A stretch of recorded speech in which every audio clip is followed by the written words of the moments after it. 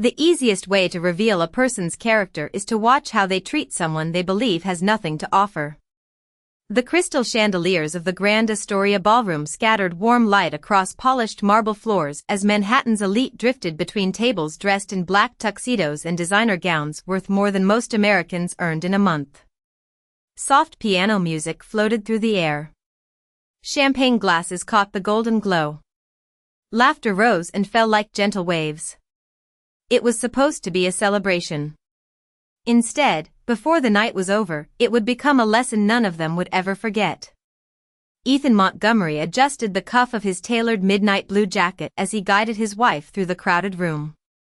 At 39, the billionaire investor was accustomed to attention. Conversations paused when he entered a room. Business leaders sought his approval. Reporters followed his every move. Yet tonight, it wasn't Ethan who drew the most attention. It was the woman beside him. Naomi Montgomery moved with quiet confidence. Her emerald evening gown flowed elegantly with each step, the rich color complementing her deep brown skin. She wore no extravagant jewelry beyond a simple diamond bracelet and her wedding ring. Her natural curls framed her face gracefully. She smiled politely at guests as Ethan introduced her, never seeking attention, never demanding recognition. That was one of the things Ethan admired most about her. Naomi never entered a room trying to prove anything. Unfortunately, not everyone shared his admiration. From across the ballroom, several members of Ethan's social circle watched the couple approach. Richard Lawson leaned back in his chair and exchanged a glance with Victoria Sinclair. The smirk that followed was subtle but unmistakable. "There they are," Victoria murmured as she lifted her champagne flute. "The city's favorite mystery couple." A few guests chuckled.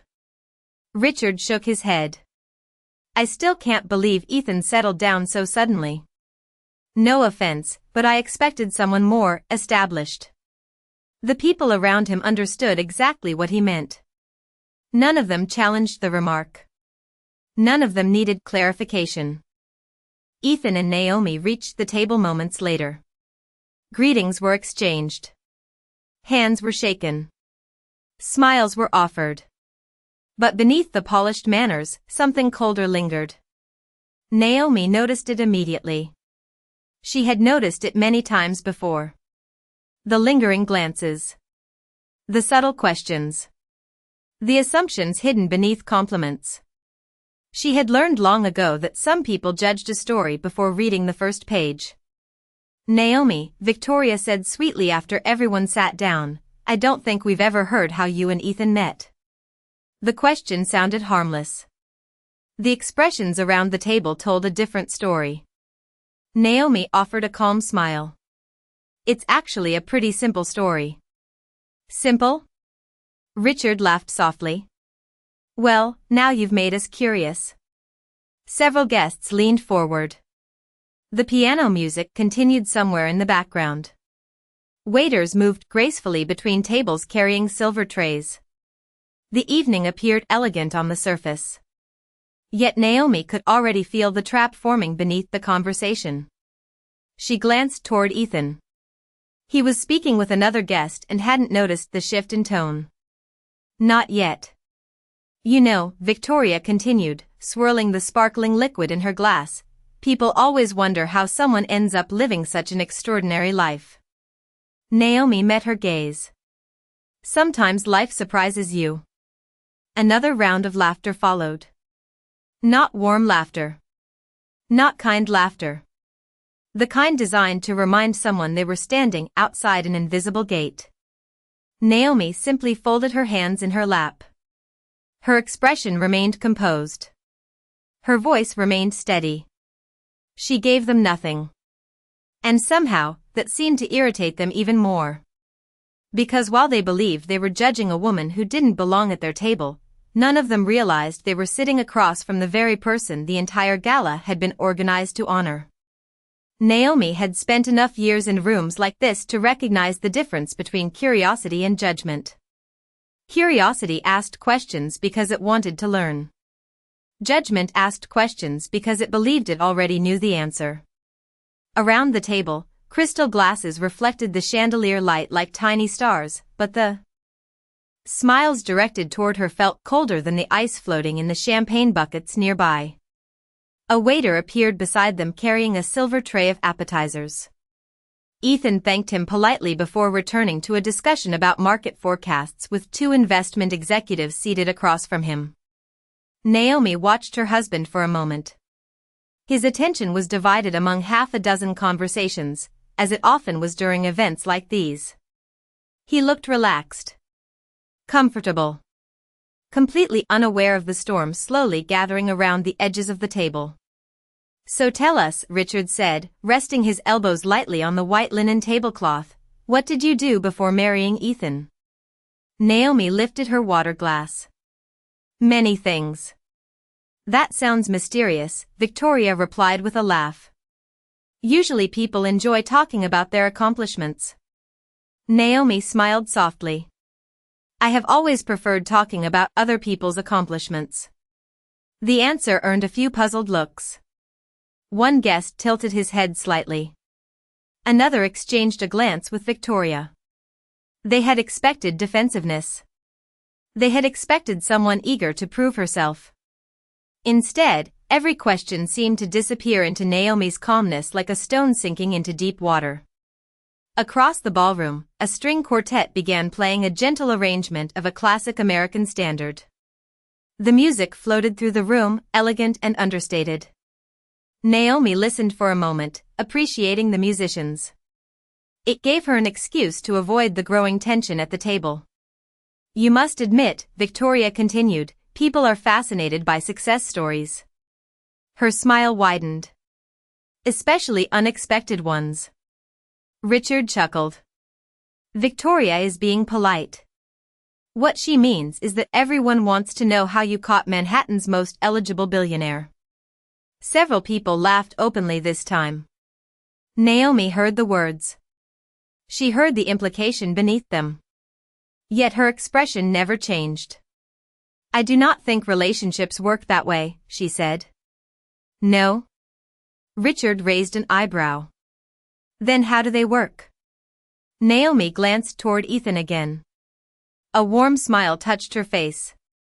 "Two people meet. They discover they respect each other.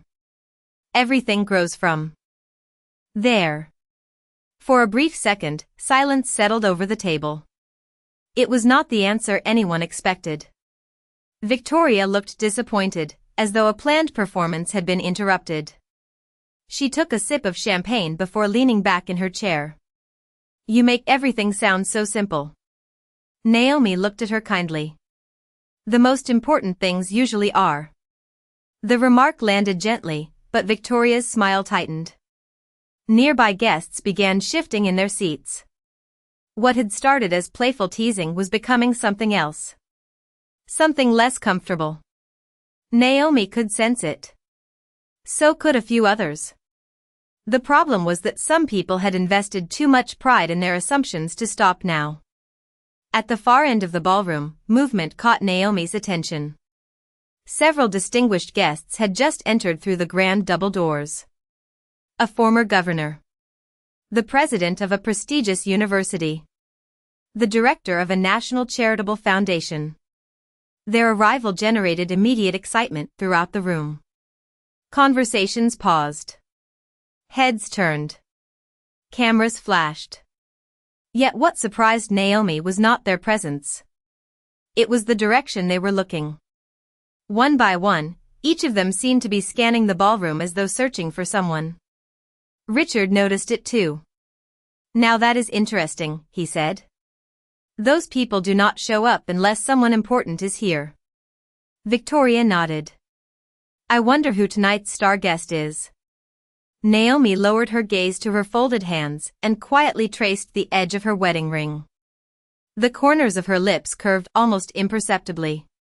For the first time that evening, she knew something no one else at the table knew.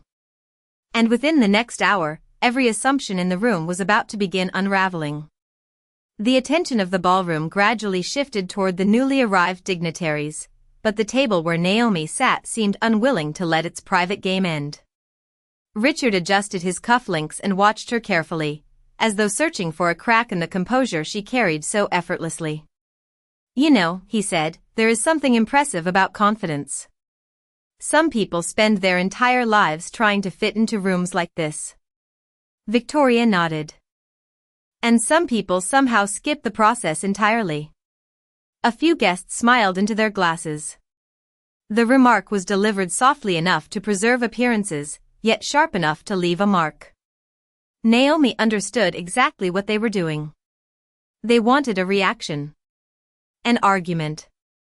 A moment of discomfort they could quietly enjoy. Instead, she lifted her glass of sparkling water and took a measured sip. The crystal reflected the chandelier light against her bracelet. "Every room belongs to someone," she said gently. "The important question is whether we leave it better than we found it." Richard blinked. The answer had not gone where he expected.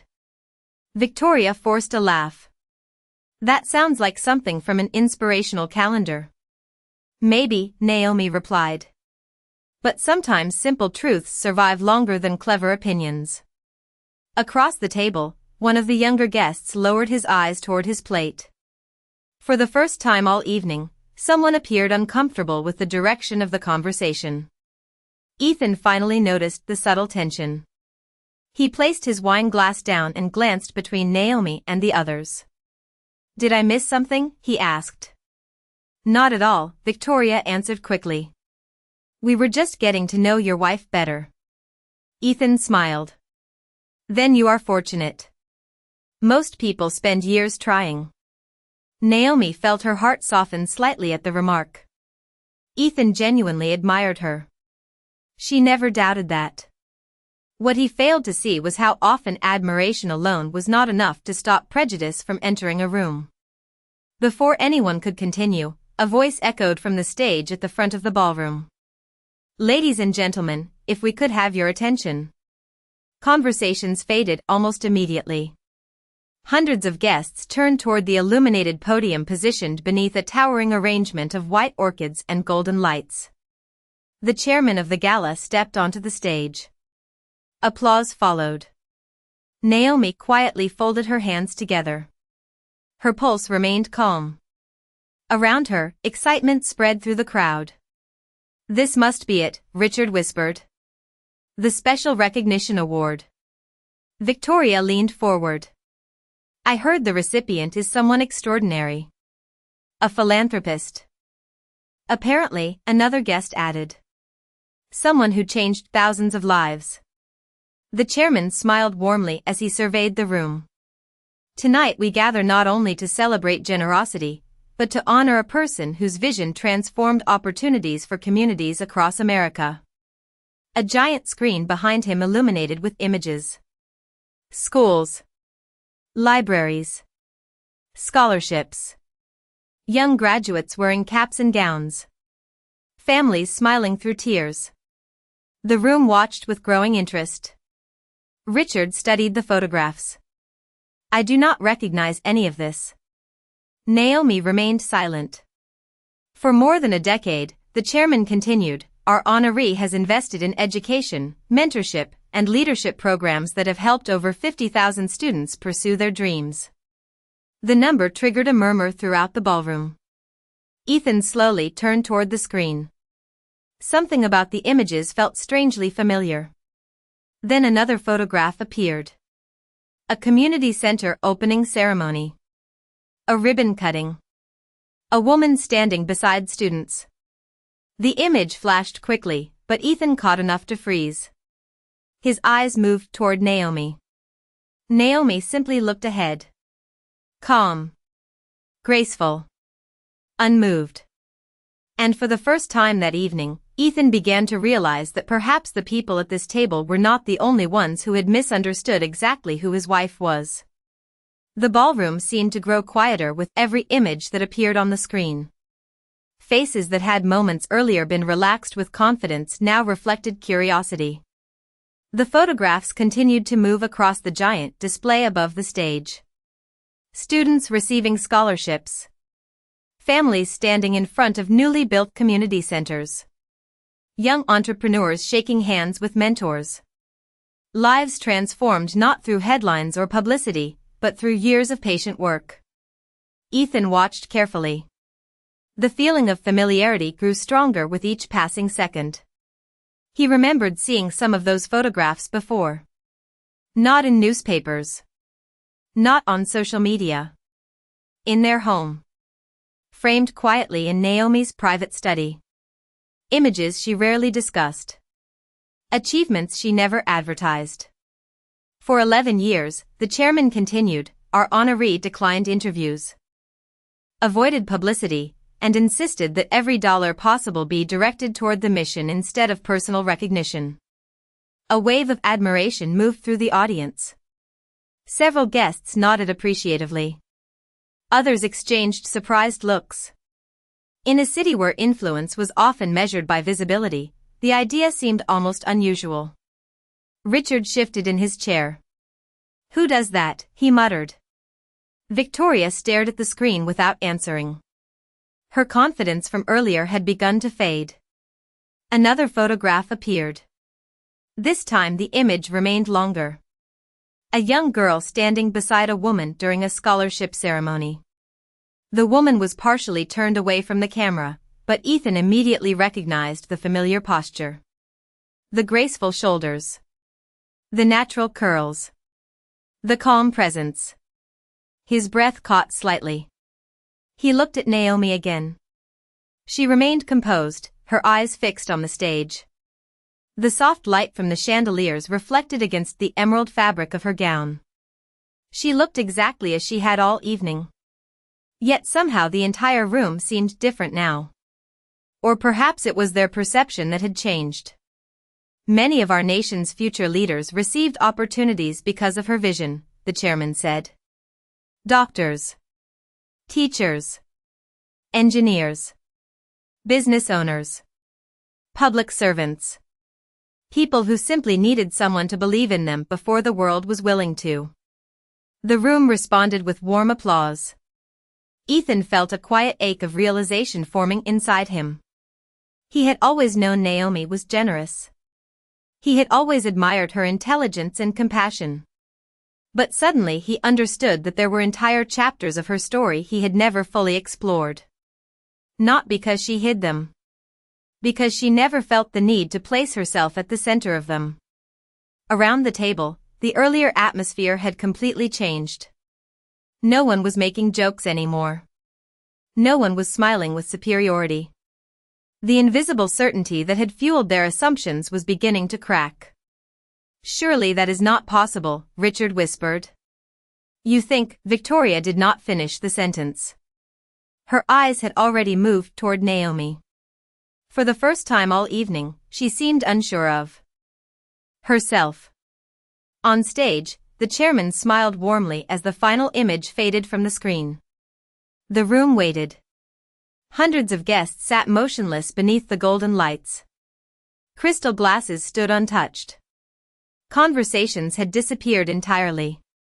Tonight, the chairman said, his voice carrying across the silent ballroom, we honor a leader whose impact reaches far beyond boardrooms, headlines, or titles.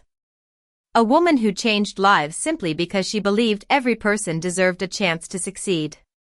Ethan slowly reached for Naomi's hand beneath the table. She looked toward him and offered a gentle smile. There was no triumph in her expression. No satisfaction.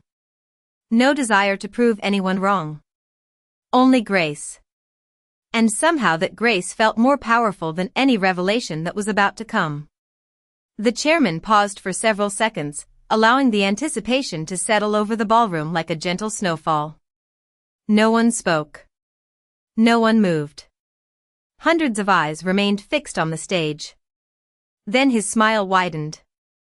Our honoree has spent more than a decade proving that true leadership is not measured by how many people know your name, but by how many lives become better because of your work.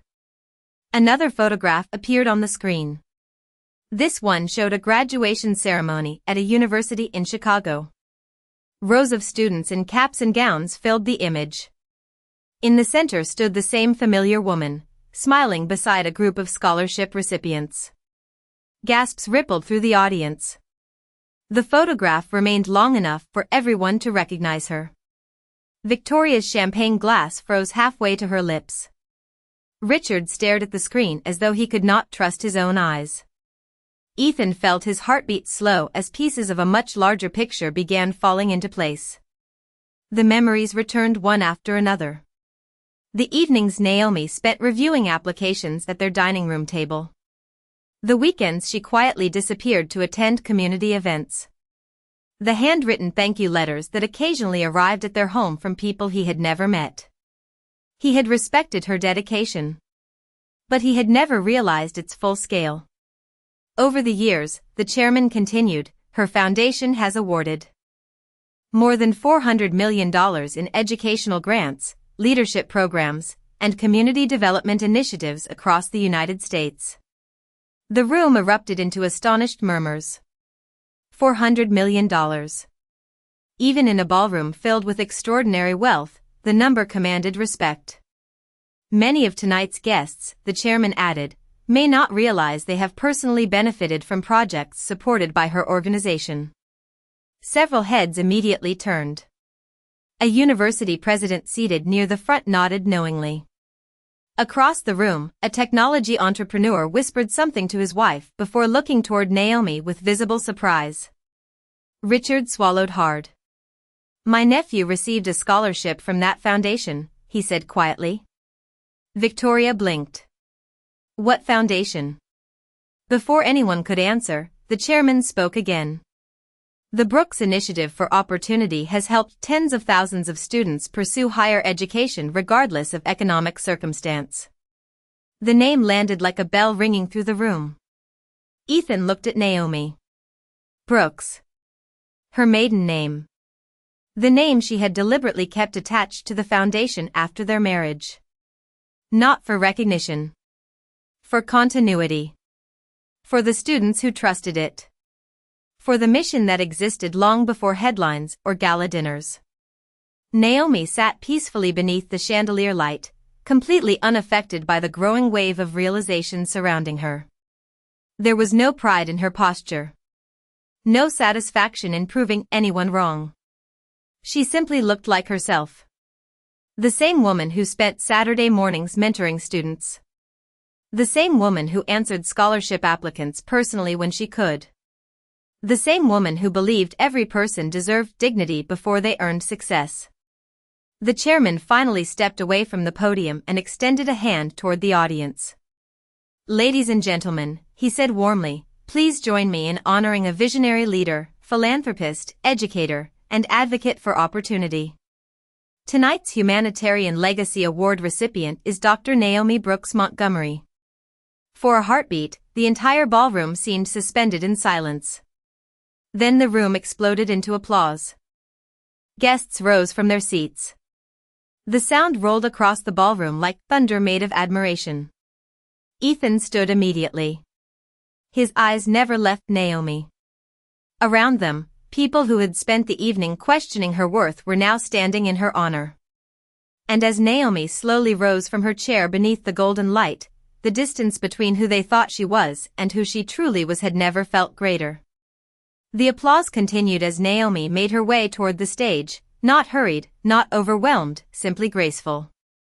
The emerald fabric of her gown caught the golden light with every step, and for the first time that evening the entire ballroom saw her without the filter of their assumptions. They saw a woman whose confidence did not come from wealth, status, or the powerful man beside her. It came from purpose. Ethan remained standing long after everyone else had begun settling back into their seats. Pride filled his chest, but so did something else. Reflection. How many times had Naomi quietly changed lives while never asking for recognition? How many stories existed beyond the walls of their home that he had never fully understood? On stage, the chairman handed her the Crystal Award. The audience responded with another round of applause. Naomi accepted it with a warm smile before stepping toward the microphone. The ballroom immediately fell silent. Richard sat motionless. Victoria lowered her gaze toward the tablecloth. The confidence they had displayed earlier had vanished, replaced by an uncomfortable awareness of how wrong they had been. Naomi looked across the room. Hundreds of faces looked back at her. Business leaders, politicians, philanthropists, educators, people accustomed to influence and authority. Yet when she spoke, her voice was gentle enough that everyone leaned forward to listen. "Thank you," she began. "This honor means more than I can express." The room remained completely still. But the truth is that this award belongs to many people.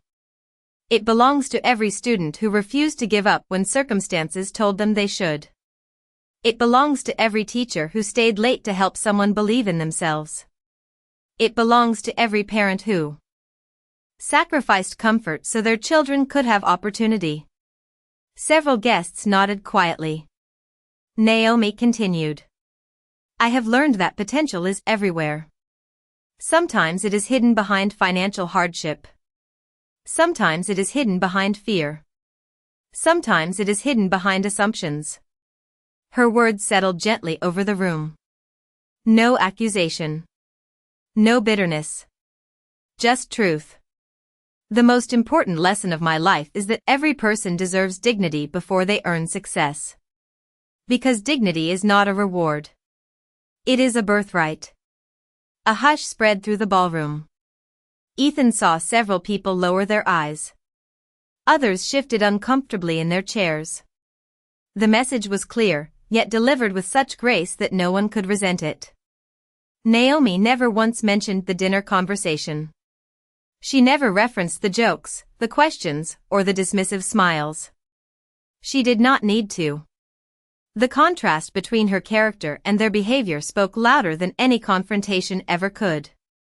"Many years ago," Naomi continued, "someone gave me an opportunity when I had no title, no influence, and no reason to be noticed.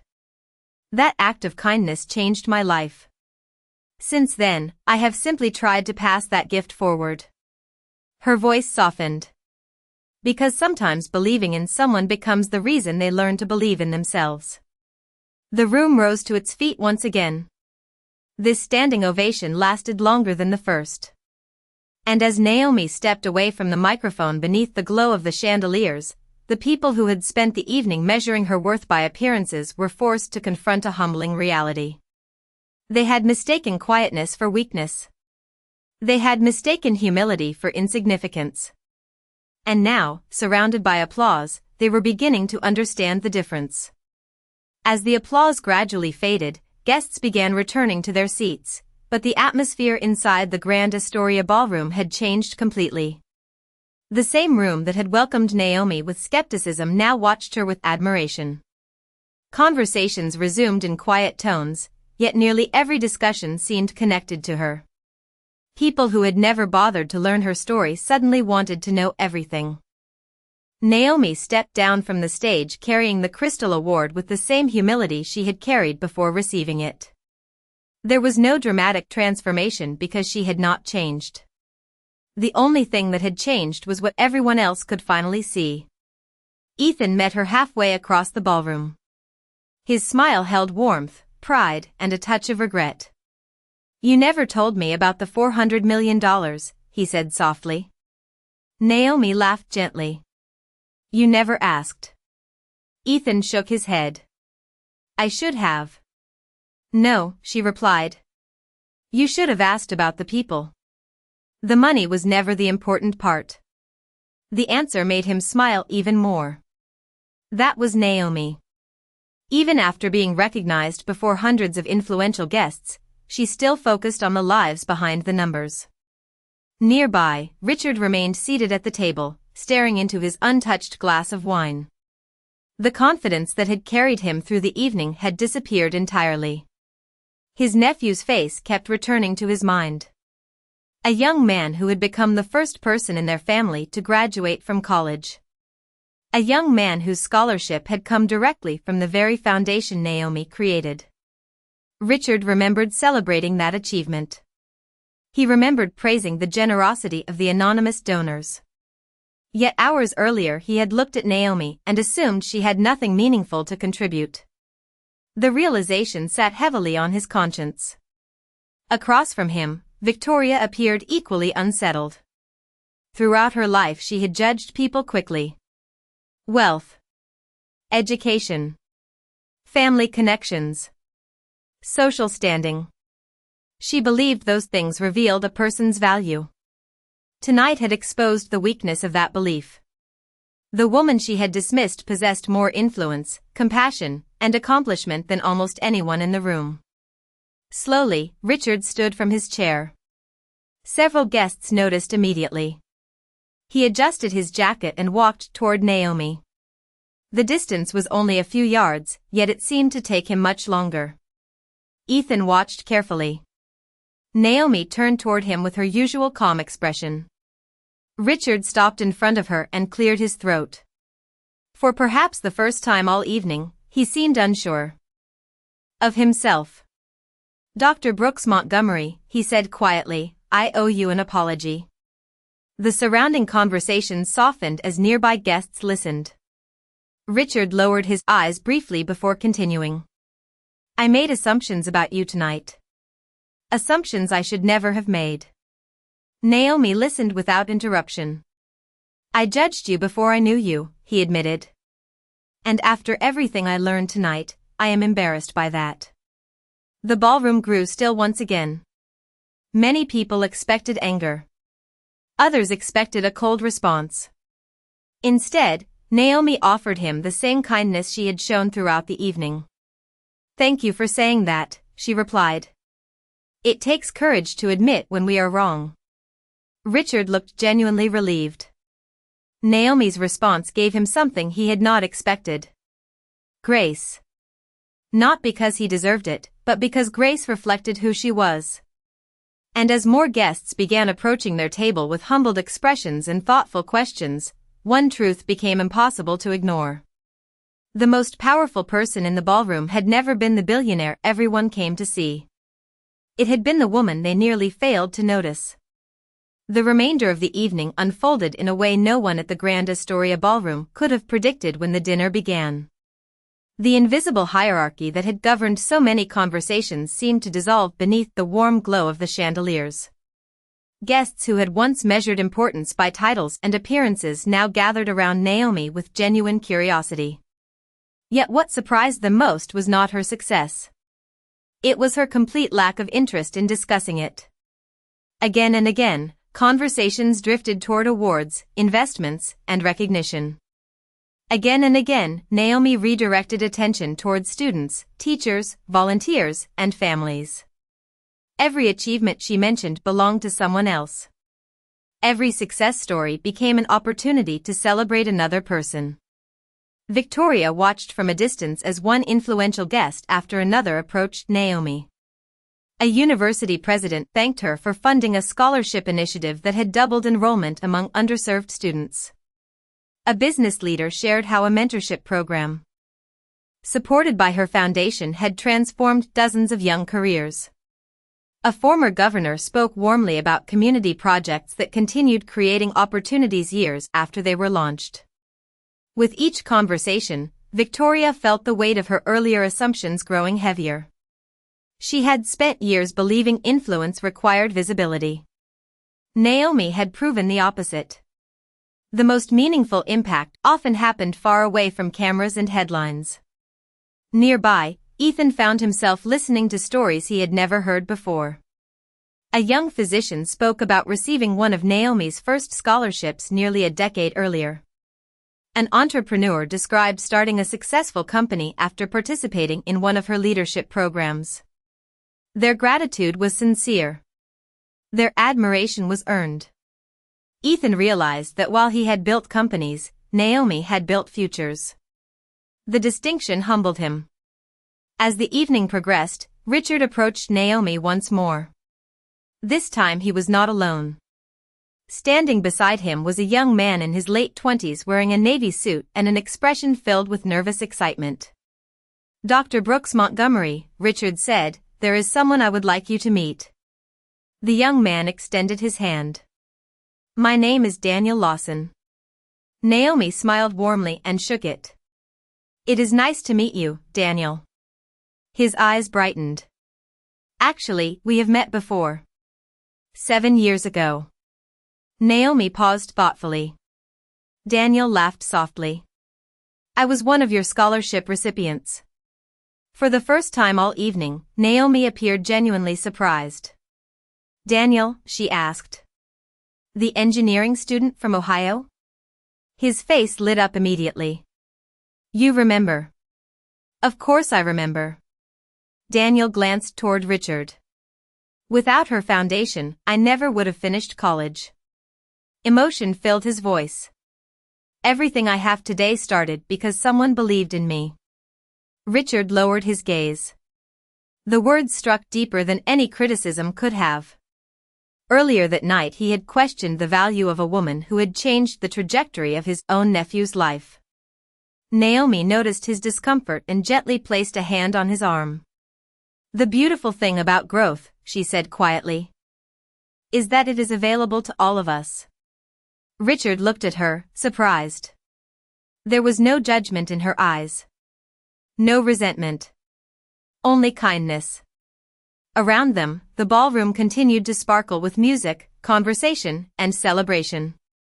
Yet the most important transformation of the evening had nothing to do with awards or recognition. It was happening inside the hearts of people who were learning that true greatness rarely announces itself when it enters a room. Sometimes it arrives quietly, sits beside you at dinner, and waits patiently for you to see it.